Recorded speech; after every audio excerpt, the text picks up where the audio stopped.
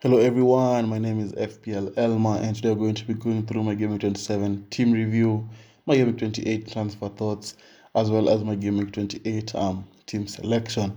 But before you get into that, if you're new around here, make sure you subscribe, and if you enjoy the content, make sure you leave a like. And I'd like to thank you all for the kind words you've been sending to me on Instagram following my wildcard video, which has really helped you in game 26, where most people manage, in game 27, where most people manage to score 100 points. I really appreciate the support on the channel as well.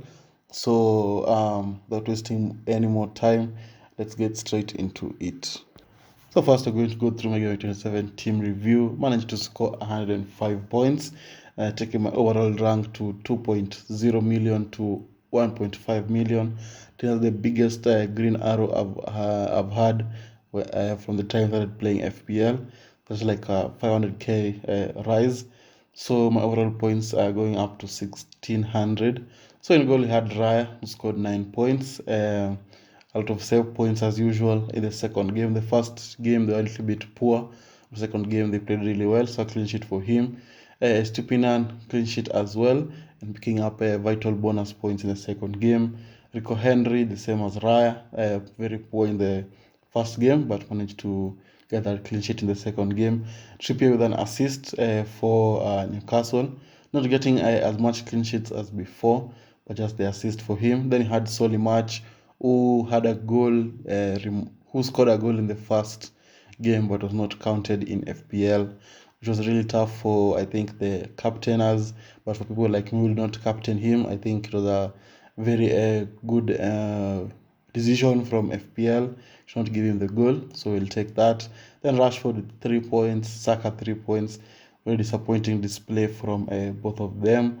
Then he had Mitoma, who managed to get a goal and assist in the first game, goal assist in the second game. So I think he was really good for those two fixtures. I think the best Brighton option to have because he was really good in those two games. Then he had Ivan Toney, who scored in the second game and got an assist as well. So he was my captain, 26 points, very decent captain option there. Then you had Kane, who scored 2 goals, 13 points. Haaland, who scored from the penalty spot, 6 points. And then to finish off the bench, 3 points from Kepa, Martinelli 8 points, and Zinchenko 6 points. Danban 2 points. Very strong bench as well, the Arsenal boys. Just a shame that Saka could not manage to score a goal. That was the game 27 team. A really strong performance, so that can be able to carry on that in game week 28. So let's get into game week 28. So for game week 28, with Haaland blanking in game week 28 and playing Liverpool in game week 27, I think I'm going to be moving him on for now and bringing him back in game week 30. And so the player I'm looking at is Watkins. Isn't performing really well.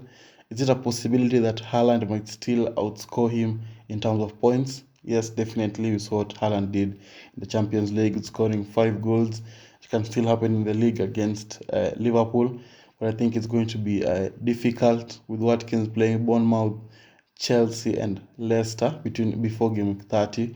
Which is also a good shout to just leave him in the team because of the Nottingham Forest match for that game week 30. So this is a transfer I'm looking of doing. Of course, this is not the final transfer; it might change. So, but this is the main transfer I'm looking at the moment. So now we can look at the team. We can start off with the defenders. We're going to be having Raya against Leicester.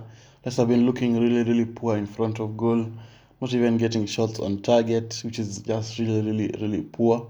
So that Raya can be able to keep that clean sheet. Although I have another keeper on the bench who I'm also thinking of starting. So it's a little bit of a dilemma at the moment. But for now, I'm going to be going for Raya. And then we have Trippier and Dan Burn from Newcastle. Before during the wild card, I was thinking of maybe putting a different defender who's not from Newcastle, but since they play Nottingham Forest, who are lacking Brennan Johnson at the moment through injury, I think it is a high chance for a clean sheet from the Newcastle boys. Then you have Rico Henry playing Leicester as well. he looked really good in the second match, and I hope that he can be able to continue that form, able to get that clean sheet. Then you have Zinchenko against Crystal Palace. They're playing Sporting right now as I'm recording this, where they're looking really, really good, and so is Zinchenko. So that can be able to carry on that into the next, into that fixture for Crystal Palace. The only slight concern is that Saliba went out injured, so we don't know how that is going to be shaping up for the clean sheet. Just hope it's not a long-term injury, that he'll be back for the Palace fixture. So that's the defense. Let's move on to the midfield. So to the midfielders, going to having Martinelli, Saka from Arsenal. Saka needs to pull up his socks after a very disappointing display in their previous fixture. Martinelli looked really, really good against Fulham. Now that he'll be able to continue that trend. But the likes of Jesus coming back, Reece Nelson performing really, really well, Martinelli, Odegaard, I think Martinelli is a risk, like for rotation risk, especially because if he plays today and Saka has been benched for the game against Sporting. Really interesting to see if Martinelli will be the one who's going to be facing rotation risks in the team. But for now, we have Martinelli and Saka there, not able to perform against a poor Crystal Palace team. Then Mitoma there completes the midfield. He's not going to be having a game. So I'm going to be going into this game week with only 10 players, which I think is not a bad thing. So we'll have to see who can be able to accommodate the Mitoma blank. But that's the midfield with Martinelli and Saka. I'm hoping for some great points. Let's move on to the forwards. Then we can see the forwards are going to be having Kane against Southampton. Kane looked really, really good against Nottingham Forest, getting those two goals. He looks like his old self. So I hope that he'll be able to carry on the form against Southampton, who are also poor defensively. And so I hope that Ken can be able to perform in that fixture. Then you have Ivan Toney. Just hope that he carries over his form, and hope that he doesn't pick up a yellow card, because he's one yellow card away from suspension. So we hope that he's going to be disciplined, so that he can be available for the double game week in game week 29 after the international break. So that's going to be good. Then you have Oli Watkins there completing the team.